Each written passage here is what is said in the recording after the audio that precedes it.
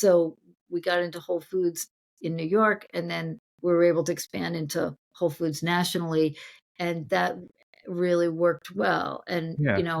we're the best-selling Indian product line in Whole Foods still today. I want to take a moment and celebrate this fact. Maya Kaimal brand is the number one selling Indian food brand in Whole Foods across the US. Yeah, in the That's one, yeah, huge. yeah. For for our audience here, those who do not know, Whole Foods is a premier food store chain across the United States of America. Very rich history, and it was bought by Amazon. And being number one in Whole Foods uh, in this category of Indian prepackaged foods, that's a Mm. huge accomplishment. Maya, we are so proud of you.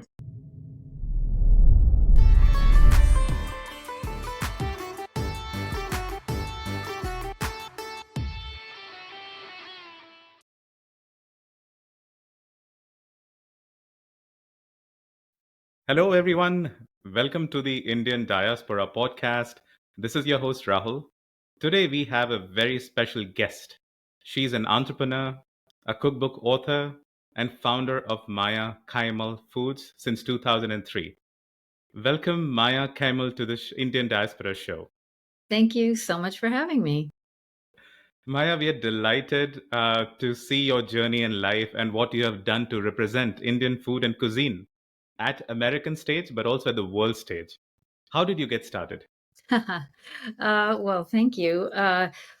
Yeah, it was a little bit accidental, I'd say, in terms of the starting the food business, but my interest in food started pretty early on from having two parents, an Indian father and an American mother, but both very interested in cooking and making food taste great, coming from each their own set of backgrounds. So my father knowing Indian cuisine from his mother, and then my mother being of that sort of era where Julia Child was just practically worshipped, and James Beard, and she was cooking from cookbooks and really trying to make excellent food. So between that and all the conversations about food in my home, and then going to India and eating in the family home there, my aunt was a great cook, and so it just that became this kind of special thing, like, oh wow, Indian food made at home is something really extra special. So that kind of led me to wanting to write cookbooks about it and share more of that. My father's family being from Kerala, I Hmm. wanted to bring some of the South Indian flavors to North Americans. So I started doing that with my books, and then my day job, which was being a photo editor at a food magazine, that evaporated. I got laid off from my job, and then I had to find another career. So Mhm. that's the point at which I started my food business as my, full-time, full-time job. Sure. Now, you have a fascinating background. Your father was from Kerala, which is a state in southwest of India, and your mother was an American. Um, and you are this blend of Indian and American heritage, born in Massachusetts, right? Take us to Mhm, your childhood, Maya. Talk to us. mhm. How was it growing up in this Indian American household and the Massachusetts or Boston of those days? Yeah. Well, so I think it's important to kind of put, a time frame around this, which is that so yeah, my parents met at graduate school in Washington State in 1955 and got married in 57. I was born in 65, so I'm growing up in Boston, and I have an older brother and older sister too. So we all were raised in Massachusetts, and then later moved to Colorado when I was about 10. But we were raised very much as American kids. And again, this is like in the 70s. 70s, 80s, there weren't a lot of Indians in the Mhm. US at that point. And so we didn't have, and my father, there were no relatives here. So we weren't hearing Malayalam spoken, or kind of, we didn't have relatives to speak to in his native tongue. So we were American kids with this sort of strong sense of my father's heritage. We took family trips back to India, but and we ate Indian food when my father cooked it, which became sort of something he did more and more as I was growing up. He really got interested. He was a physicist, and writing recipes was kind of like just, another experiment for him, right? He wrote everything down very precisely, and he liked to be able to replicate his results exactly. So, he'd be deciding between, is it an eighth of a teaspoon of cayenne or a quarter? Like he was very, like he really cared a lot about like nailing these flavors that he remembered from growing up. Hmm. So, yeah, so it was kind of like a food focused home, I would say. But, we just went to public schools. We were kind of, I never felt conflicted. I Hmm. never had this feeling of, wanting to hide my Indian heritage at all. Hmm. To me, it just seemed like, kind of kind of an asset. It gave, I knew this other place really far away. I knew people there. I felt embraced, by family, halfway around the world, and Hmm.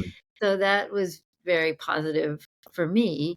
Um, yeah, so I think I just I saw it, like I said, as a plus that I got to kind of like belong to two worlds. Hmm.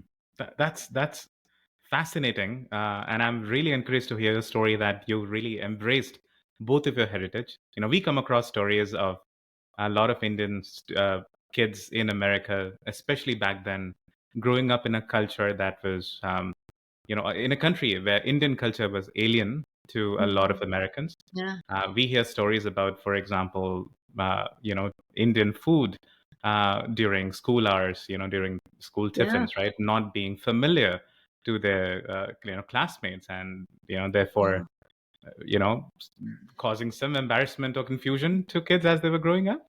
But yeah. I think it's also Massachusetts, right? Boston is a very cosmopolitan place, and I think that might have contributed to this. What do you think? Yeah, well, what's actually kind of interesting is that my sister, who's 7 years older than me, she felt a little more, some hostility, like just Hmm. being that much different in age. That she it wasn't all like, just super smooth for her. Hmm. So, my experience, so it's not like being half Indian in Boston looked like one thing. It Hmm. kind of like played a little differently for us. But I do, but yes, Boston's a super cosmopolitan place, and my Yeah. father, he mentored a number of MIT graduate students, Hmm. and so, they would come and stay, live at our house. Um, there was just a yeah, we knew a lot of Indians, there, Yeah. and, or at least, like, professionally, we knew a lot of Indians. Yeah.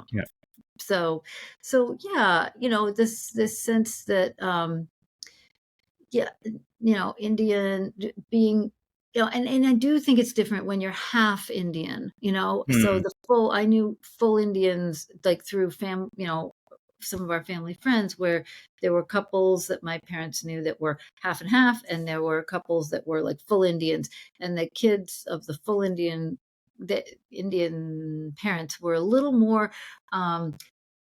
a little more confused, I guess, the sort of, Yeah.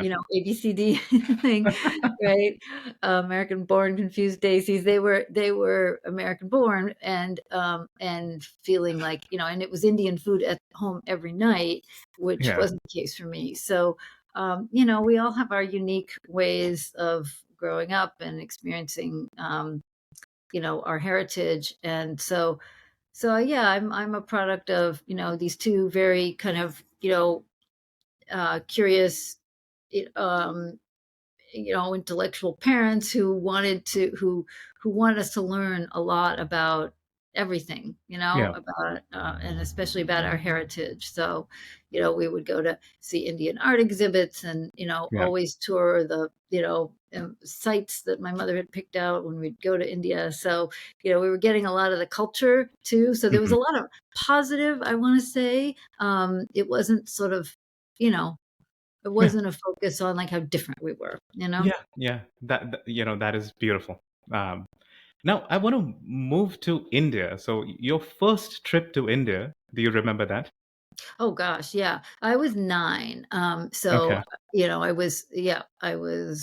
I remember everything very well. I actually remember, like, missing missing cornflakes and, hamburgers. Like, it wasn't like I was just, you know, all in on Indian food at 9 years old. I mean, Yeah. I came to it, um, but I mean, it was a very vivid trip. We Hmm. stayed in my aunt's, home, my aunt and uncle's home in Kottayam, Kerala. We stayed Oh. there for maybe 2 weeks, and then we traveled in the north for another 2 weeks. I think it was a month-long trip. So Hmm. yeah, we saw the Taj on that trip, and Red Fort and all of, the Delhi sites, um but the staying at home was especially memorable because, you're not in a hotel, right? Yeah.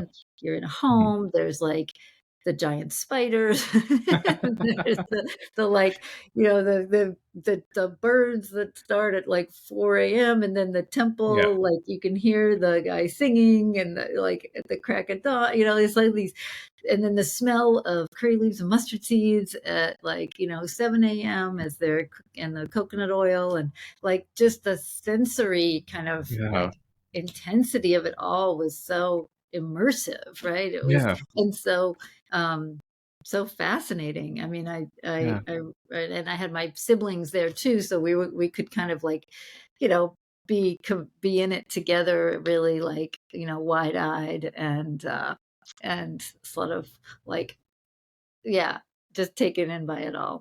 Yeah. Yeah. A lot of people have said this to me. India makes their senses come alive. Mm. It just Yeah, brings them make alive with sights and smells and sounds I and know. It's feelings and emotions. Um, yeah. uh, definitely true. And, I really, I ended up being an art major in college. So, for Mhm. me, just the visual aspects of India were so compelling, and my Yeah. my mother loved textiles, my Mhm. so we would, you know, we would have a lot of Indian textiles in the home, in Boston anyway, but then going to, like, Cottage Industries Emporium, and going to the fabric section, or, buying embroideries out in the women who laid out all their beautiful things on the side of the road. I was I was really wowed by the detail, the intricacy of the handwork, and then also just the color combinations that Indians put together every Yeah. day, all the time. Just Yeah. like what they're wearing is like lime green and hot pink, in their, like, saris, and I just loved it so much. Like, it just seemed like the world was so wide open when it came to,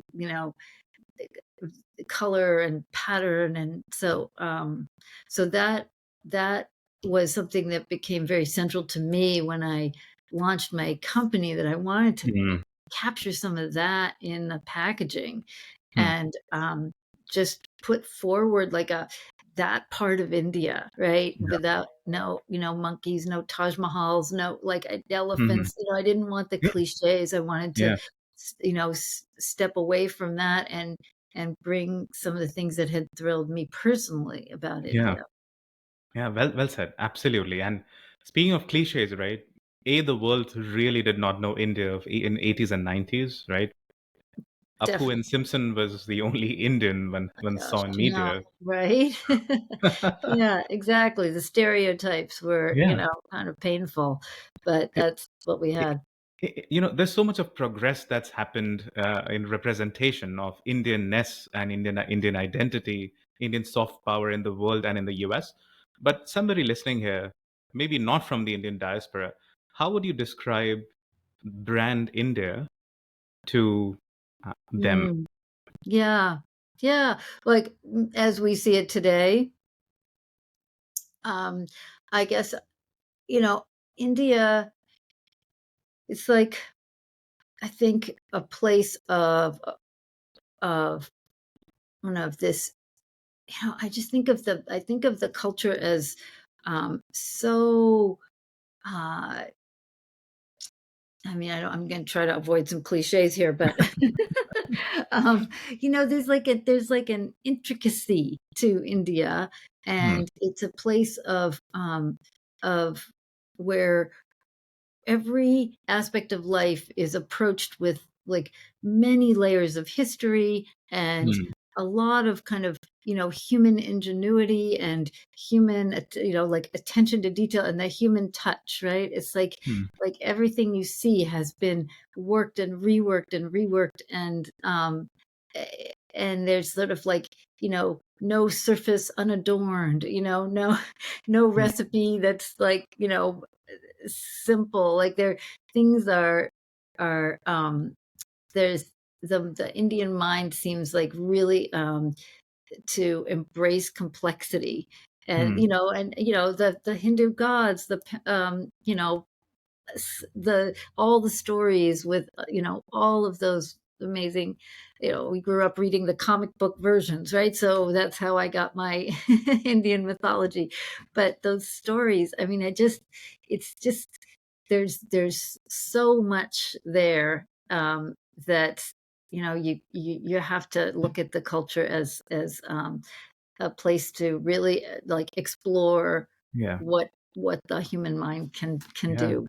And you could spend a lifetime understanding India, and that I was just one know. state, Kerala, but Yeah. there are 28 states, I believe, in India. Gujarat, Maharashtra, Punjab, West Bengal, Tamil Mhm. Nadu, all of them with Right. their own culture, and you could spend a lifetime understanding the intricacies of all the culture, right? But we were It's discussing all the positives there, but what about culture shock, right? That 9-year-old I mind, know. Indian Yeah. American mind, How did what sounded foreign, what seemed foreign to Yeah. you? Yeah, so it was there was definite culture shock.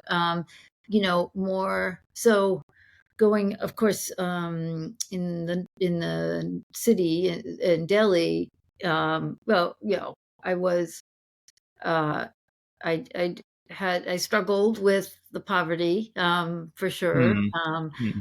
But it and the other thing that really upset me was like the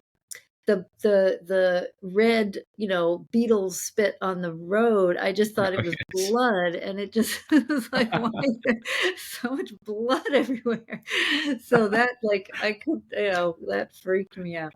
But I think what also sort of bothered me was like Western tourists being so misunderstanding of the culture and being Hmm. so rude to Hmm. Indians. Like that Hmm. really offended me, It's Yeah. like, and feeling, I watched their culture shock and I was upset by them Hmm. being upset by India, and so it's kind of like a weird like It's twist. like representing a parent, in a public function or stage where somebody gets them wrong. Yeah. Uh, Imagine your parent trying to crack a joke, and Mhm. people and that falls flat, and they're like, no, no, no, he's quite funny. So Yeah, exactly. It's something like, like that. All right, I yeah, get give it. it a chance, really.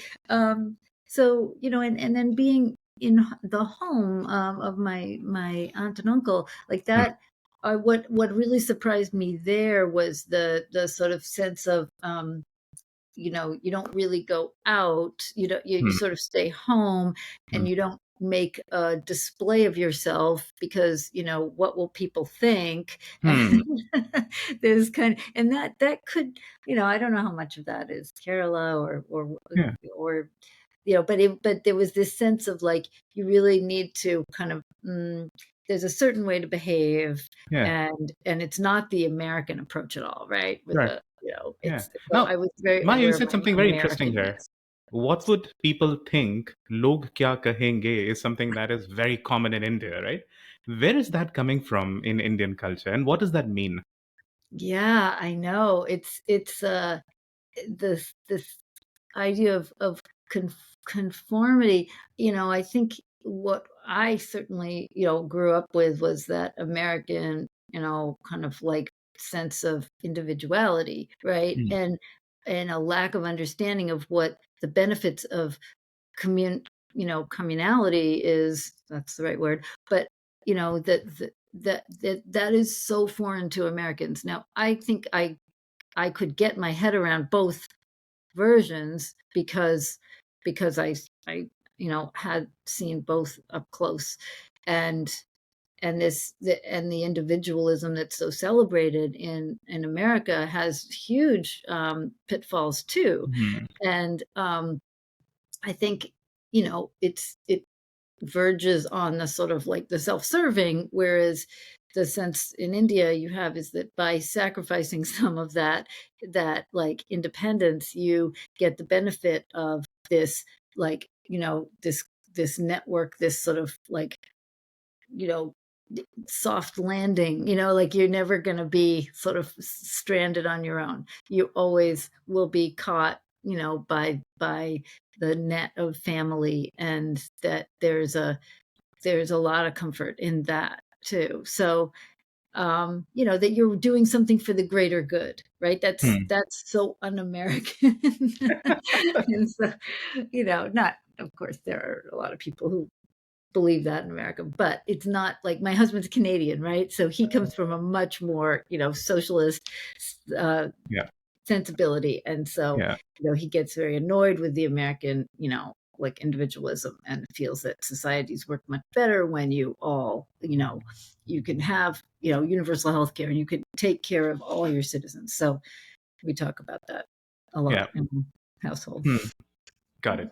Now, once that 9-year-old self came back to America, and subsequent trips from India, how did Mhm. India shape you, evolve you, transform you as you were growing Indian American here in Massachusetts? Yeah. Oh, that's a good question. I think it made me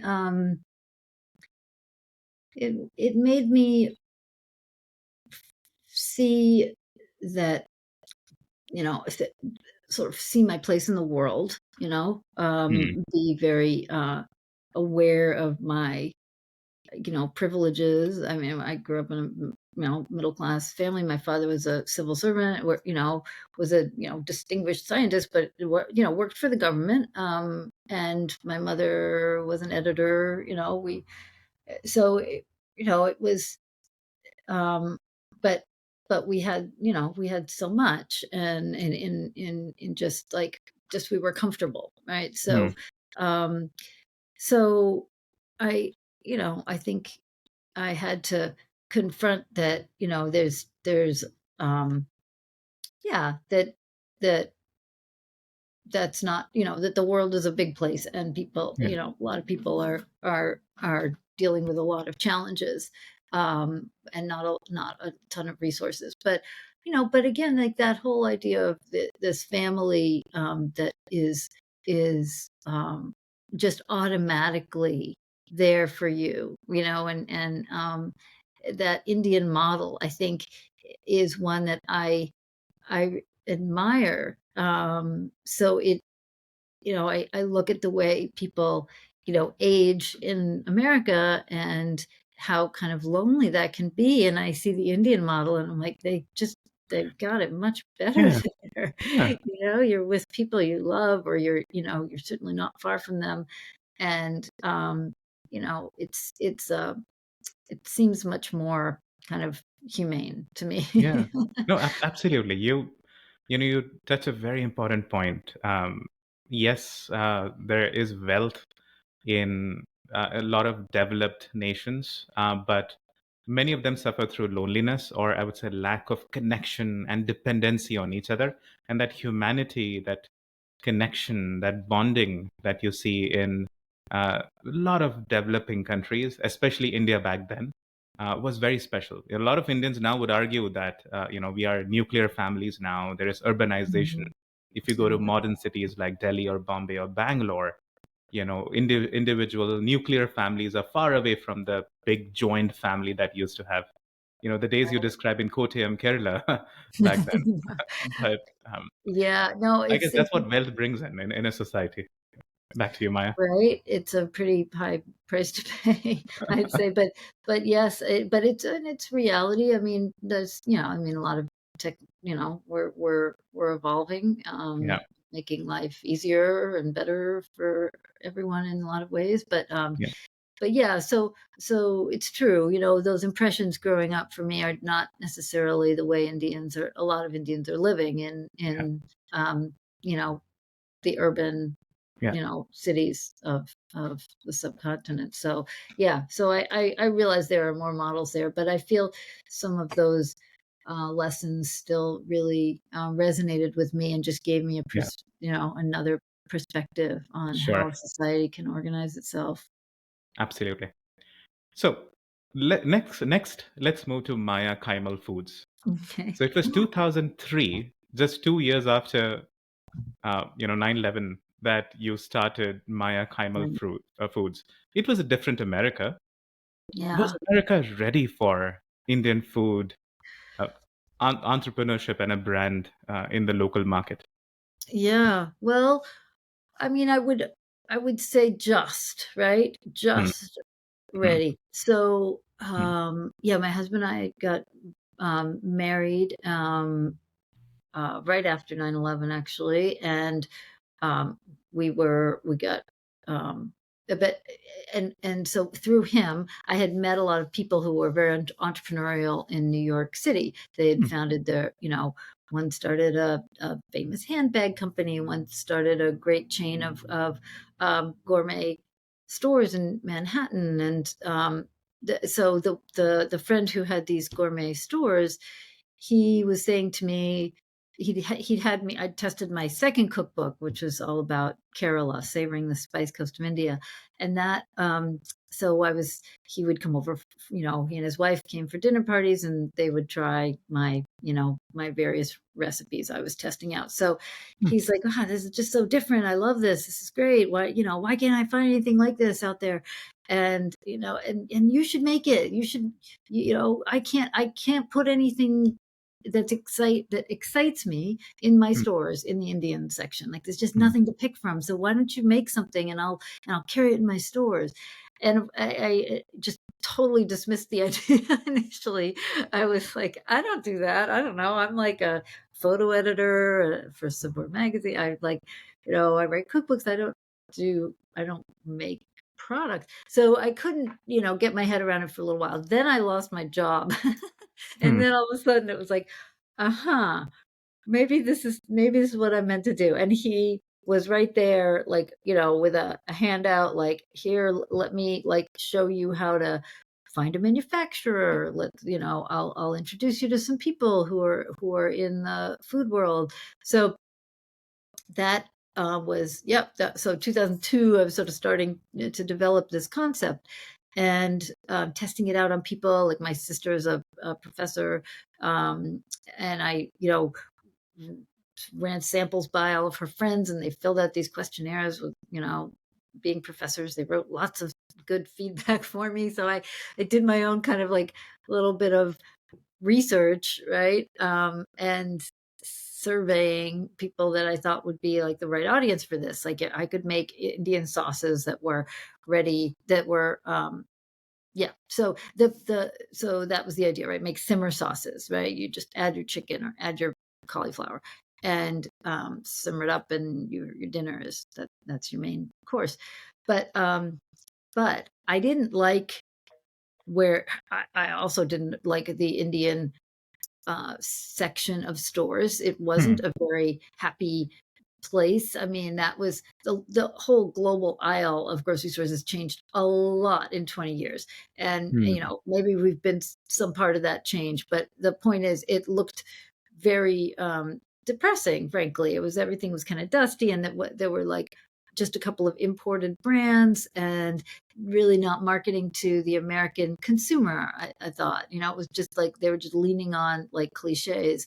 So so I'm like, okay, well, if I do this, I don't want to be there. I don't want to be with those products. I want to be in a different part of the store. I want to be fresh and refrigerated and where you're shopping for like the things that you're going to cook tonight, right? Like where the nice cheeses are and where the Mm. pestos are and where the more like fresh gourmet items are. And Indian food deserves to be there, Mm. right? And so that was pretty like risky, but Mm. it totally paid off because people were like, they saw it because everybody shops the perimeter, right? Everyone shops the edges of the Mm. store and sees the fresh things. So we had, so that was how I started in the food business. And so New York City was ready for it, right? And that's where we started. Mm. And Whole Foods was just beginning to kind of really be like a big national player. So we got into Whole Foods in New York, and then we were able to expand into Whole Foods nationally, and that really worked well. And Yeah. we're the best selling Indian product line in Whole Foods still today. So Mm. that helped prove the concept, right? And so it started to um, get into sort of more like gourmet stores and natural stores. And Yeah. so it was about going in the right way, right? Yeah. So yeah, if we just come up with some jarred sauce and put it in the middle of the store, probably not. Probably Yeah. Americans weren't going to get excited about that. Yeah. I want to take a moment and celebrate this fact. Maya Kaimal brand is the number one selling Indian food brand in Whole Oh, Foods across the in, US. yeah, in the That's one, yeah, huge. yeah. For for our audience here, those who do not know, Whole Foods is a premier food store chain across the United States of America. Very rich history, and it was bought by Amazon. And being number one in Whole Foods uh, in this category of Indian prepackaged foods, that's a Mm. huge accomplishment. Maya, we are so proud of you. Oh, thank you. Appreciate that. Yeah, it's been a really interesting journey. Yeah. We've, and we ultimately ended up moving away from the fresh sauces and just going into like, jarred sauces. Like I have up there, the, Yeah. 12 ounces of sauce that because then things were starting to open up a little bit. There were, this, the global aisle was getting some traction.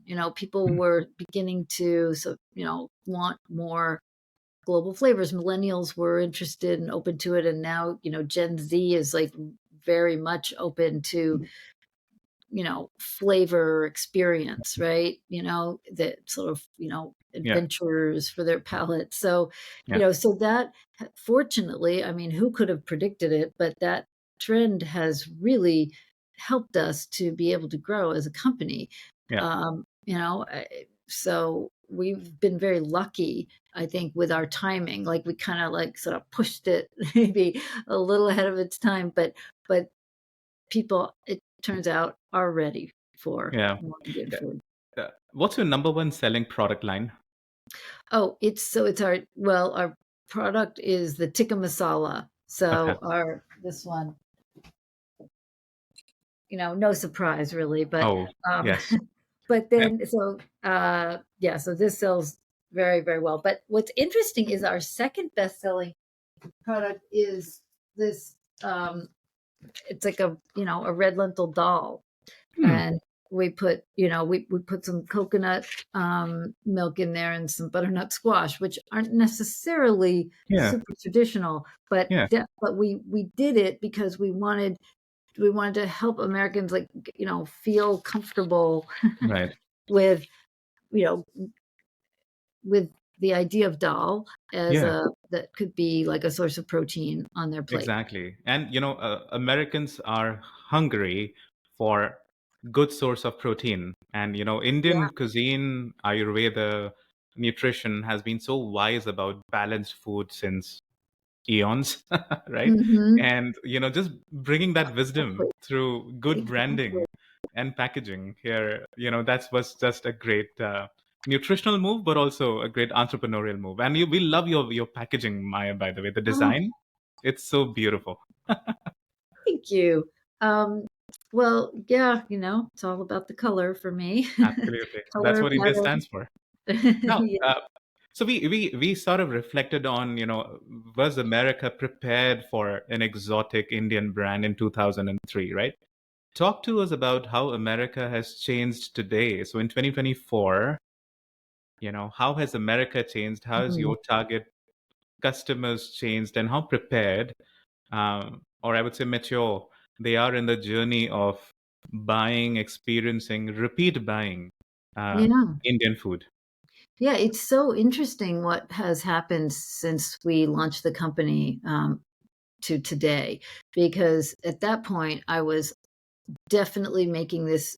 I was very clear that my audience was American, non-Indian Americans, Hmm. and it's not that I didn't want Indians to buy it. I just knew that they wouldn't, and Hmm. um, part of it was price point, but part of it really more because I think we were selling for like $6.99. So if you compared that to a pataks, that was like $2.49, right, Yeah. in Indian grocery store.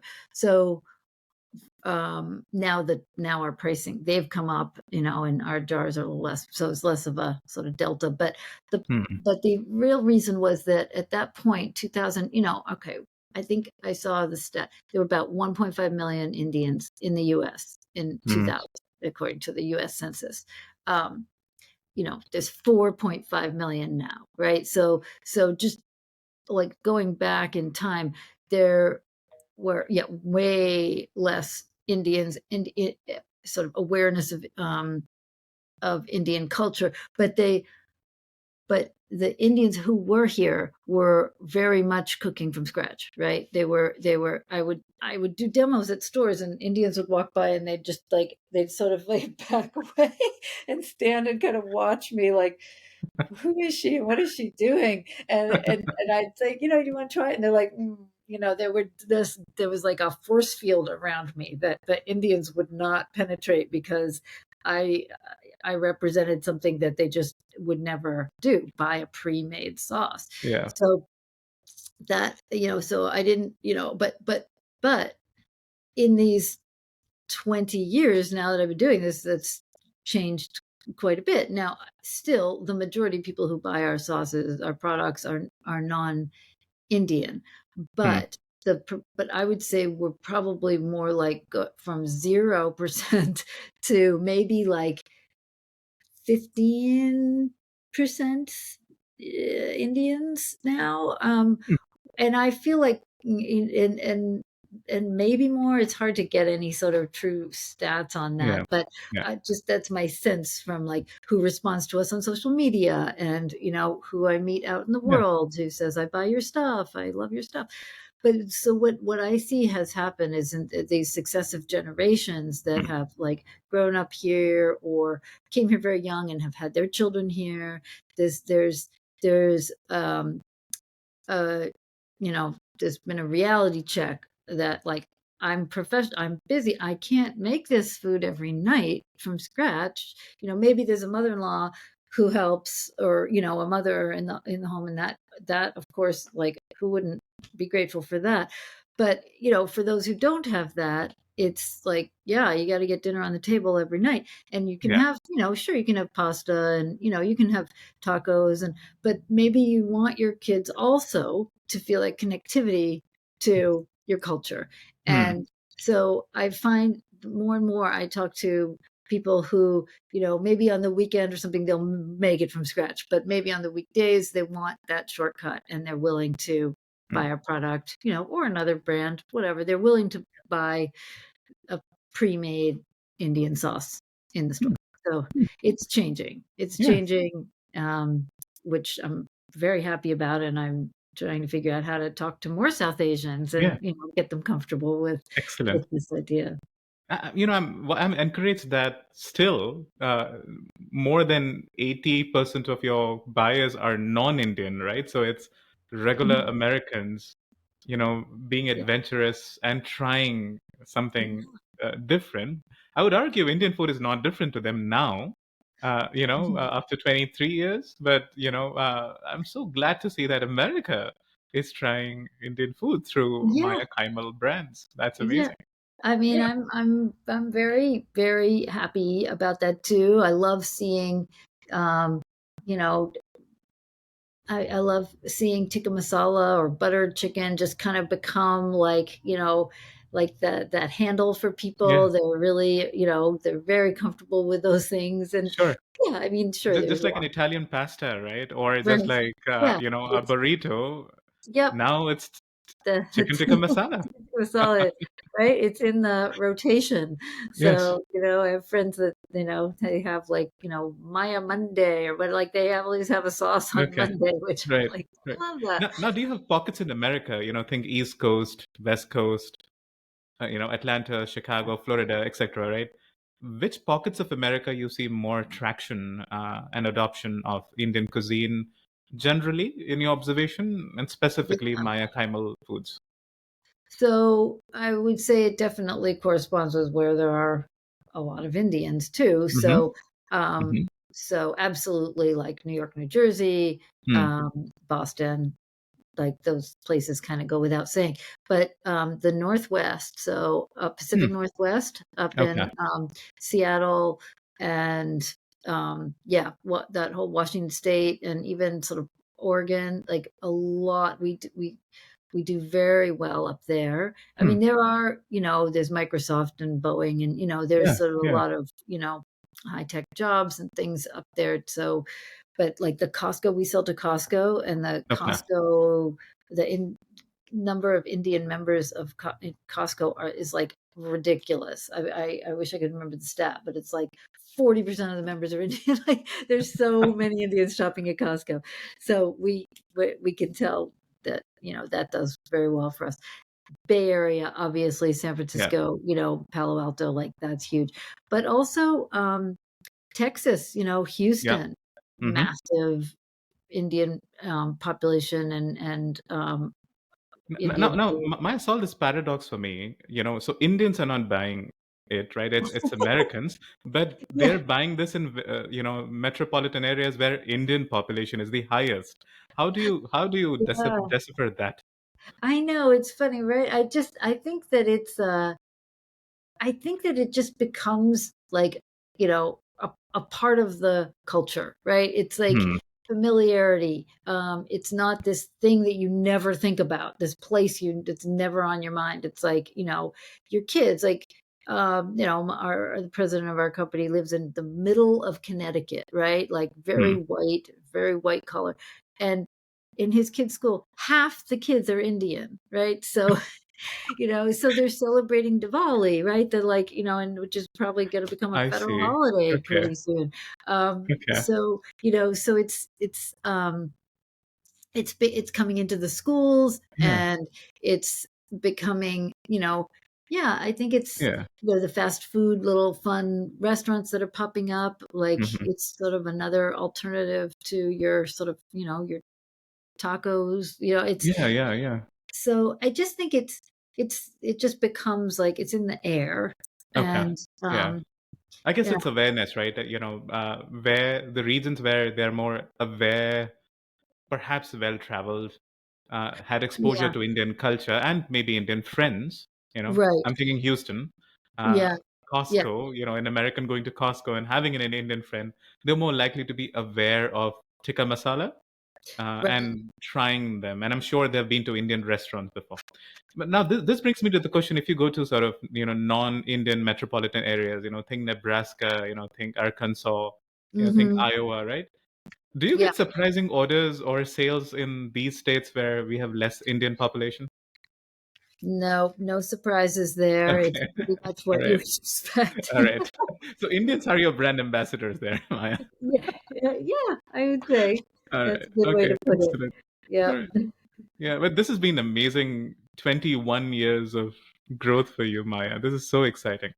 Going back to your early days, I want to change the topic up and talk about entrepreneurship. Mm. I mean, your background was in, media and editing and Mhm. Yeah, photography, photojournalism, right? yeah, Talk to me. You did mention about, running your idea with, certain intellectual folks, professors, etc. But talk to me beyond that. The first 1 to 3 years are the most difficult for any entrepreneur. yeah. Talk to me about your journey about unfolding a brand, Oh, logistics, um, yeah. sales Well, channels. How did that it's happen? definitely an interesting point you bring up because I think if I was left to my own devices, I would not have started this business. But my husband Mhm. was so supportive. I mentioned he's Canadian. He's like a, Yeah. Anglo-Saxon Canadian. He but loves Indian food, lived in Australia and, went to school in Cambridge. Like he's been in the British Commonwealth his whole life and so or a lot of it. So he loved the Indian food and um I but I think he saw how kind of um, what I was trying to do through my cookbooks was something that was fresh and different. And this idea of starting a business, like he's a journalist, Hmm. so he's works for himself and is more of a kind of has that sort of entrepreneurial mindset, right? That like self-made approach. And so he was up for the risk of it and wanted to just like support me. He has a law degree, so he was sort of good, really helpful with negotiating contracts and things in those early days. So if it was just me, like, oh boy, there's so many hurdles. I don't know that I could have overcome them on my own. Probably not. So having a partner that was that sort of sort of supplemented my like creative skill set with some real like more nuts and bolts sort of like business gut instincts, that helped. I mean, neither of us are business people, so it was Yeah. so that we had a lot to learn. But we had all these friends who were really successful business people or just in business, and so in and so we had this network that we could like tap, or like get the name of an accountant or a lawyer, like that really helped a lot. But man, those first few years, I mean, let's just I forgot to mention, I had twins the year I launched the company, so it was quite an intense time of life where, having these babies, trying to figure out we're living in Brooklyn, like how are we going to take care of the babies and run the company, and um, we ended up leaving Brooklyn, like going upstate where we could be near to family and just have like a little more manageable of a lifestyle and pay a lot less rent. So that was a change we had to do. But yeah, the first few years, I mean, we were making no money. I mean, we were selling, but it was all just going back into the business and back into the business, and it Yeah. was a lot of work. And I didn't take a salary for years. So yeah, I mean, it was not, I mean, it was going in the right direction. So I didn't ever feel like, this isn't working. Um, more stores were buying it. We were getting good distribution. And so, but it was, food is a tough business for Yeah. margins, right? It's Yeah. very, very hard to make money in food. And so Hmm. you're sort of like running in place for a long, long time Yeah. until you can figure out how, to get the costs down because your volume's, grown. So yeah, Hmm. does that answer your question?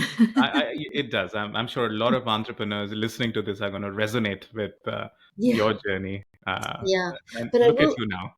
say, Yeah. the one thing that I think entrepreneurs all confront is like, how do you fund your business, right? And do Right. you take outside money or not? And Yeah. um, so we did not. We waited as long as we possibly could because that was some advice we'd gotten from another Okay. successful food, business founder, Sure. and because he said you'll give away too much of a piece of your business too soon before you Yeah. know what you have. And so we got 16 years in, and then we got to a point where, yeah, in order to keep growing and, stay ahead of competition, we needed funds. So we did. And then that's a whole other thing, is like, where do you look for money? Where do and there's lots of pitfalls there too. Yeah. Some that we, you know, stumbled over, and then some that where we ended up was like with a good partner. But yeah, lots Right. of things to learn about how to keep your business afloat. Yeah. Excellent. Thank you for sharing those learnings with us, Maya. Now let's come back to the market in America now, right? So, and my question is going to be about selling brand India in America. So there Hmm. is food, there is clothing, there is culture, there is songs, there is media. Mindy Kaling, for example, right? Oh Or yeah. Hassan Minhaj with his comedy, right? Hmm. What do you think? What more do you think India and Indian Americans or Indians, global Indians, could bring to the US market and establish a category for ourselves? Oh, interesting. Well, I think it's quite fascinating that Indians are taking a larger and more visible role in our politics, right? Hmm. There's, Indians are um, very visible now, and I and so they're going to start to, impact policy. And so that's kind of it doesn't get any higher than that, right? I mean, whether we have a president or a, first, what do you call that? Yeah. Second lady, Yeah. vice president's wife, like there's going to be an Indian in the White House. Yeah. So that, as I said, like you can't get any more influential than that. So, so I think um, that's sort of like almost the final frontier, Yeah. because yes, I think Indian, the fashion part it's happening, the food part, of course, and yeah, I mean, I think I the movies are like a little slower adoption. It's harder to find them where, can they don't they're as far as theaters go, but I guess they're available now to rent. So music might take a little, well, although that's sort of what there was that the concerts have been like selling out and doing well too. So, there's I don't know what else. I mean, the literature is happening, so Mhm. it's like Indians are Yeah. everywhere. Yeah. There's No, I this, love the answer. Politics, that who would have thought maybe 10 years back, right? yeah, Certainly 20 years back in yeah, 2003, post 9/11, that, we would be playing such an important, meaningful role in contributing to the society through yeah, politics. right. I And we are know. doing that at regional level, at a national level. I, And it, that is a thing of pride for a lot of Indian Americans and, of course, India back home as well.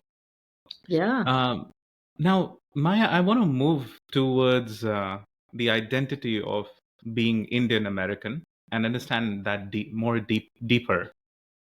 What does Indian American mean to you? yeah. It means that I don't have to choose. I get to. I don't have to sort of, put.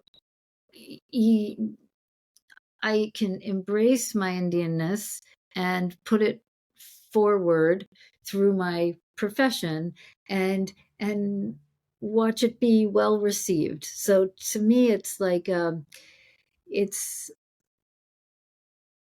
it's about bringing uh like educating and bringing a wider, broader awareness of what India is to this country, because that's what really got me for so long before I even started my food business, was living in New York City and eating Indian food with people. I have to put it in quotes because it was like, it was just like very much like I didn't even recognize the dishes on the menu. Like, what is this? This isn't what I grew up with, so that disconnect, like my version of India and like what was being consumed by Americans was there were like, there was a gulf between them.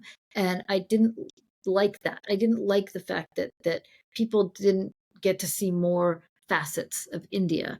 And so the through my cookbooks, that was my first way of like bridging that gap and showing like, what, there's all these other flavors. There's this coconut milk mustard seed curry leaf thing that's going on that will like really open up your mind. And so I think for me, it's about introducing people to the part of India that I know and love so much. Hmm. Well said. Thank you for sharing that, Maya. Uh, what's the future of Maya Kaimal brand? Where do you want to take that? Well, I yeah, I mean, it's a very good question because I'm aware that there's a certain amount of shelf space that American grocery stores are willing to devote to Indian food, and it's I keep pushing on that. Like, hey, by the way, you're the Indian category is growing. It's growing faster than these other cuisines. Like, you should give it more space, but it's a long, slow process to get there.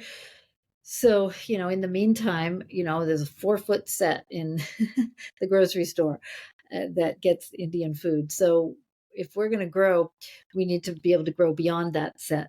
And, one thing that really intrigues me is Indo-Chinese cooking, right? I think that it's a fantastic, like, cuisine Mm-hmm. that is not well enough known here to Hmm. non-Indians in America. But the fact that Americans, they completely are comfortable with Chinese cuisine and ever more comfortable with Indian cuisine, this sort of amped up Chinese cuisine, I think would work with these consumers and would be very satisfying people. So I'm kind of like wondering if maybe that's where we end up growing our business. And we I mean, I don't know. Like, do I want to be like a lifestyle brand? I have no idea. I see doing food, sure, I could like fantasize about something like that, like Yeah. bring Indian, textiles to America, or, there's so much I could see doing. But I love the food part so much, and that's Hmm. where I feel I can make the biggest impact. Yeah. Excellent. Uh, Good luck to you in Thank wherever you take this very strong brand you've established for 21 years. So, with that, Maya, we will move to some fun segment of rapid fire questions. Okay. Don't think, just shoot. Have fun. Okay. Are you ready for that? I'm bad at these, but I'll try. I'm a All of them slow are going processor. to be fun questions. It'll be fun. All right. Your first one is an Indian dish that the world should know about. Oh, upham and stew. Ah, that's my favorite. So this pancake, right? That's like coconut and rice flour based with that is kind of thick in the middle and cooked in a bowl shaped wok. So it's got this crispy, crispy edge served with coconut milk sauce that has can have chicken, potatoes, and it's green chili, ginger. Ah, it's heaven. I And you agree. can't get it. We cannot get it in America. It's just it's Yeah, such a shame. absolutely. Appam, everybody try appam in your life once. Mm, All for right. sure. Your next question. An Indian dish that is very difficult to prepare and you get it wrong most every time you try.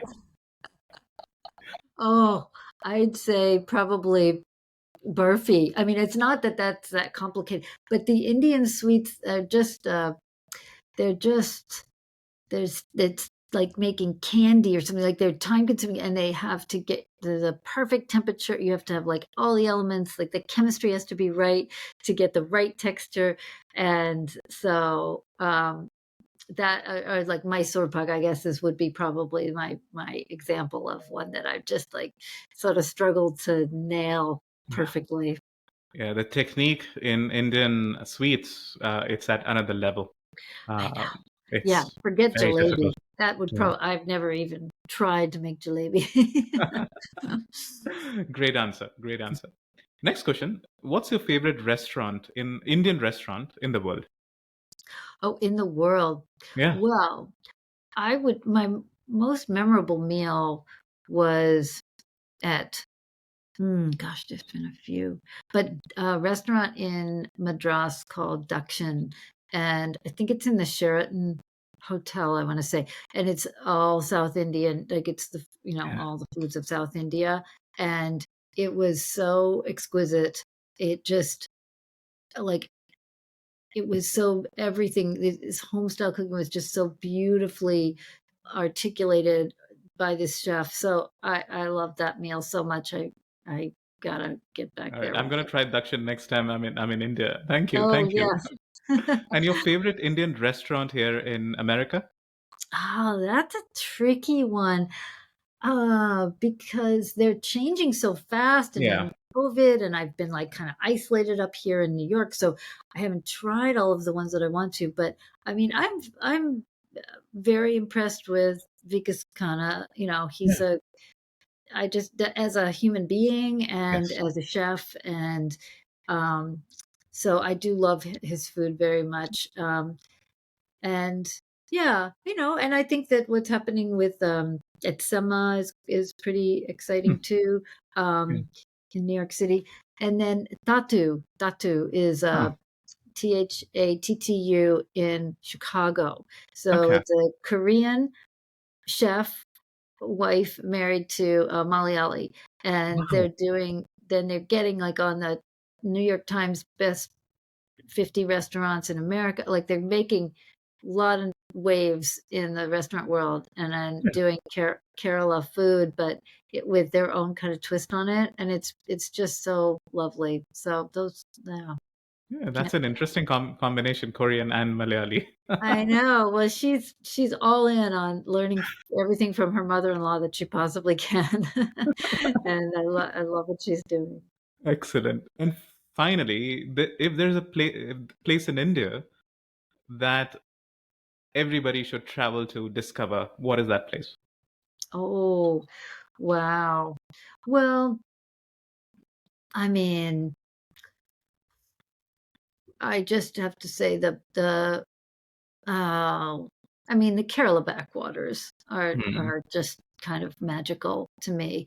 Which so Vembanad Lake, that is like another, just like a beautiful, calm part of India. It's like it's so lush and it's so alive, and yet it's sort of quiet and peaceful. It's like it's not what people who haven't been to India think India is, or even Yeah. people who have only been to North India. It's like, no, this is really different. So Yeah. to I call me, it the Bali of India. yeah, yeah, right. I think that's a nice way to put it. Yeah, right. Just like the beautiful tropical Yeah, little pocket. absolutely. Others who do not know Kerala, it's known as God's own country in India. Yeah, It's beautiful. It's beautiful. it is. Verdant green and serene. And with Mhm. great food. Appam. Yes, Uppam, go for the Uppam. All right, Maya, you did great in the rapid fire questions. That was amazing. Good. Phew. See that was easy, right? Yeah, those were pretty easy questions for me. Lovely. Maya, your journey of celebrating Indian cuisine, your journey of entrepreneurship, commitment towards your mission, and growing a brand that we all Indians are proud of. It's such a beautiful story. Such a beautiful journey. Thank you for sharing your story with us, Maya. Thank you so Finally, much. Maya, a lot Mhm. of our viewers are all across the diaspora from Australia, New Zealand. Europe, Africa, Canada, USA. If there's a message as Indian origin person you would want to Mm, share with the Indian diaspora, what would that message be?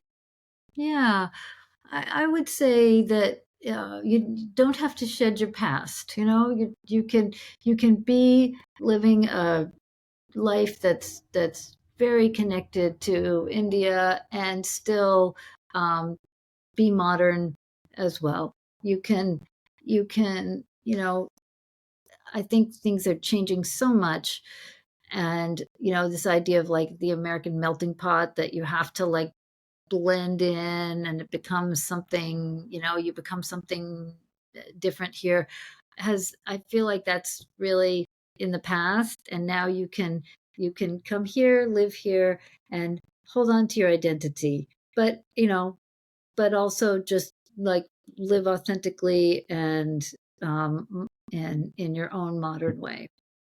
Hmm. Thank you for sharing that, Maya. All right, with that, we really thank you for your time in this podcast. I hope you enjoyed this story. Maya, best wishes for taking Maya Kaimal brand to even greater heights in the future. Wishing you all the best. Thank you so Oh, much. thank you so much. It was a pleasure.